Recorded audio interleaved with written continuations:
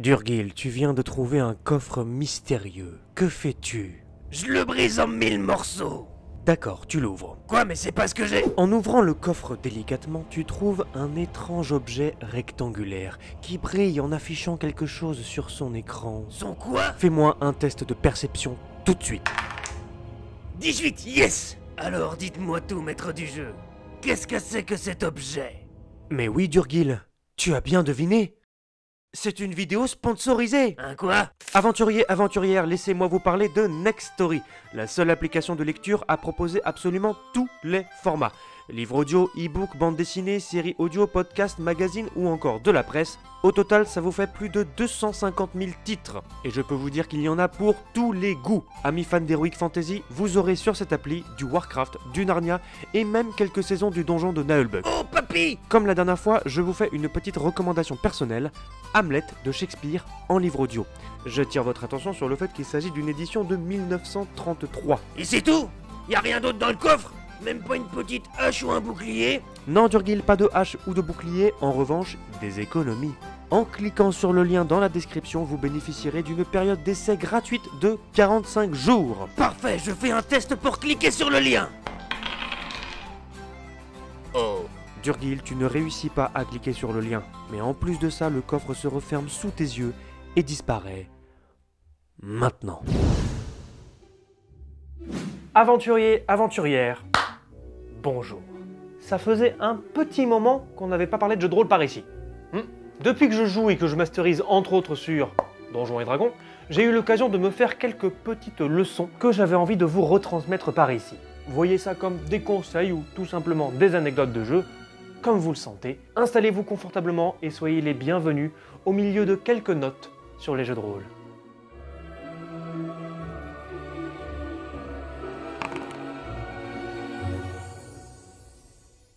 Le personnage intéressant.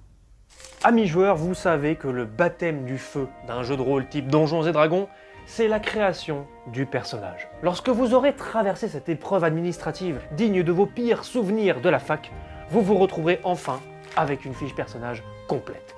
Des statistiques, des équipements, des pouvoirs, de l'or, des équipements, bla bla bla.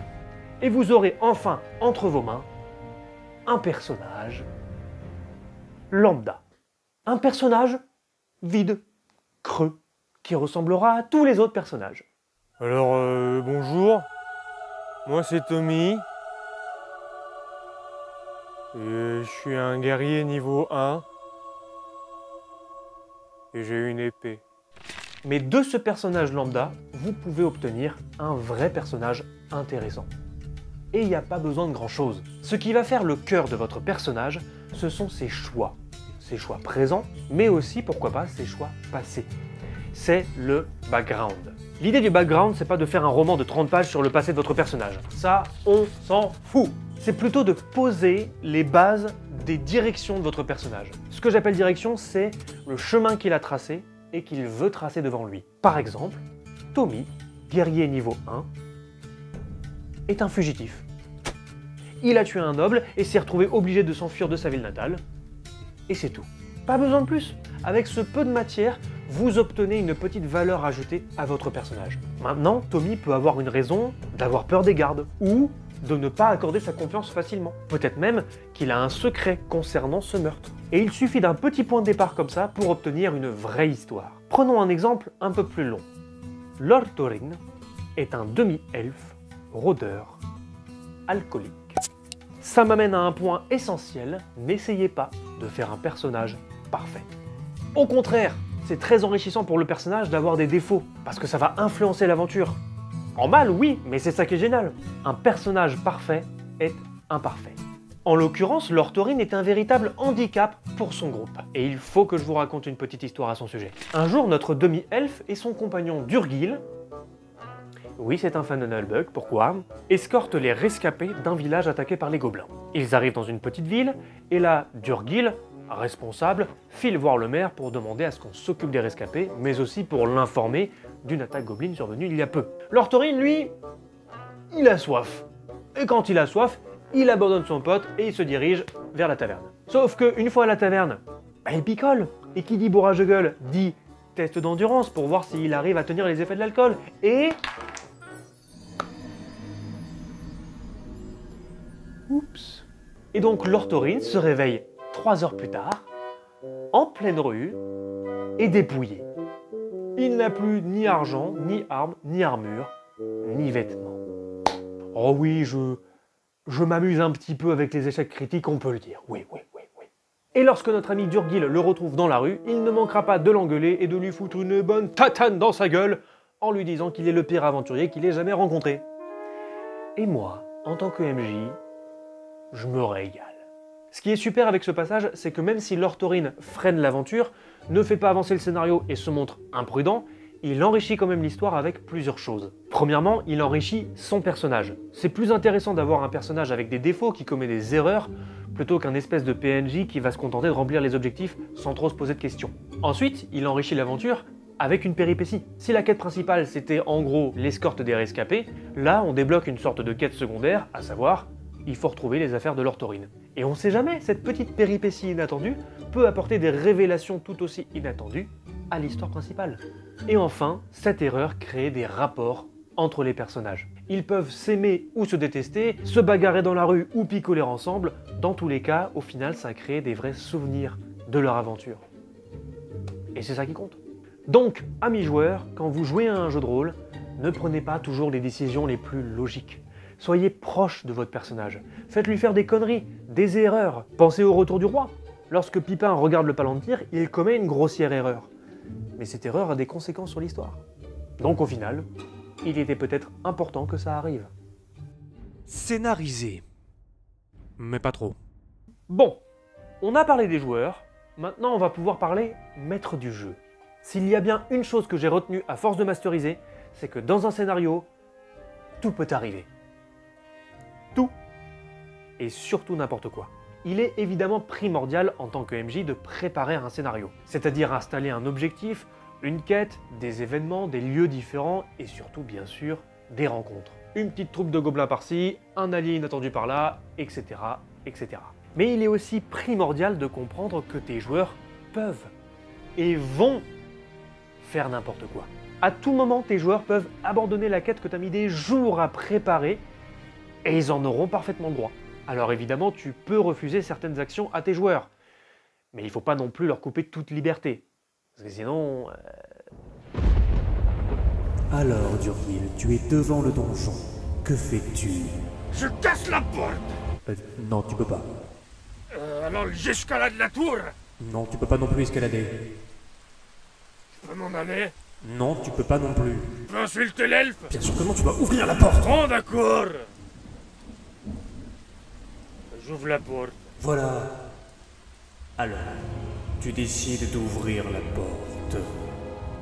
Comme je disais, les joueurs peuvent prendre une mauvaise décision, même si ça n'arrange pas le scénario. C'est la petite part d'improvisation que le MJ doit avoir. Alors, cher maître du jeu, ne mise pas tout sur ton scénario principal. Sache que d'office, il est foutu. Mais garde en main quelques cartes que tu joueras au moment opportun. Les péripéties les plus absurdes formeront peut-être vos meilleurs souvenirs de partie. Maintenant, si vous ne voulez pas que vos joueurs fuient votre scénario, ce dernier se doit d'être préparé.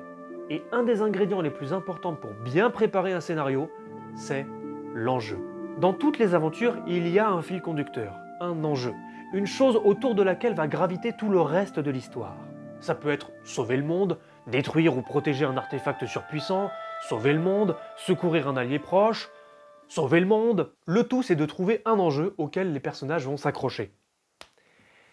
Et c'est pas toujours chose aisée. Aventurier, vous avez reçu un message de la plus haute importance. Le village de Brodiok a été attaqué. Brodiok? Ben, oui. Genre le village de Pecno là-bas? Mais Moi je dois aller faire ce genre de quête? Non merci. Je préfère rester là. Mais, aventurier, c'est une quête. Oui bah c'est bon, j'ai compris. Ben alors? J'irai pas. Je vais faire quoi? Eh mais, sérieux lui? Maintenant, il existe plusieurs manières de convaincre les personnages de se lancer dans l'aventure. Bon, aventurier, il y a la quête avec les gobelins qui ont attaqué un village et tout ça, On s'en tape. Bah peut-être, mais ils ont dit qu'ils allaient cramer toutes les tavernes du continent. Mais on s'en tape, on t'a dit. Wow, tu parles pas de la taverne comme ça. La taverne c'est sacré. On y va les sauver. Vous inquiétez pas les gars. Après, si t'as pas d'idée, il y a toujours... Tavernier, pour l'ardoise. Bon, maintenant tu vas sortir de cette taverne et tu vas aller faire ma quête. T'es encore là, toi? Évidemment. Je t'ai dit que je m'en tape de ton scénar. C'est payé 50 PO. 90. Ouais, abuse pas. Non. Je veux 90 pièces d'or. Sinon, je fais pas la quête. Imaginez et communiquer. Et pour terminer, une petite note pour les joueurs comme pour le maître du jeu. Le jeu de rôle type Donjons et Dragons, faut pas oublier que c'est 3-4 personnes minimum autour d'une table à discuter pendant 6 heures.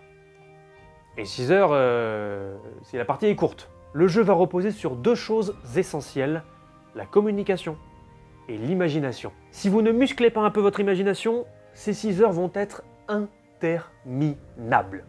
En revanche, si vous arrivez à rentrer dans le délire, je vous garantis que ces 6 heures vont passer comme 30 minutes. Maintenant, l'imagination, ça se stimule. Maître du jeu, vous avez à votre disposition plusieurs outils pour dynamiser un peu la partie. Des cartes, des objets ou même tout simplement de la musique. Une bonne playlist bien choisie immergera vos personnages au cœur de l'histoire. Et bien sûr, communiquez. Et communiquez bien. Maître du jeu, vos mots seront les incantations qui donneront vie à votre monde. Ne dites pas juste « vous êtes à Brodioc et il y a une taverne ». On veut en savoir plus.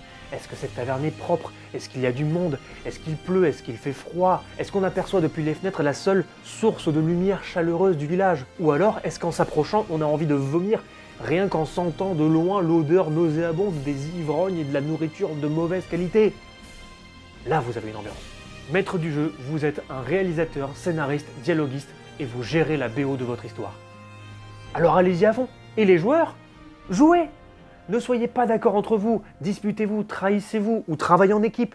Le tout, c'est d'assumer votre personnage. Alors allez-y à fond, vous êtes la clé de l'aventure. Sans vous, il n'y a pas d'histoire. Et si le jeu vous conduit à une mort certaine, alors faites tout ce qui est en votre pouvoir pour qu'elle reste gravée dans les mémoires.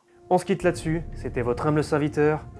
Et n'oubliez pas, aventurier, si vous vous bourrez la gueule pendant ma partie, je serai là pour vous faire les poches.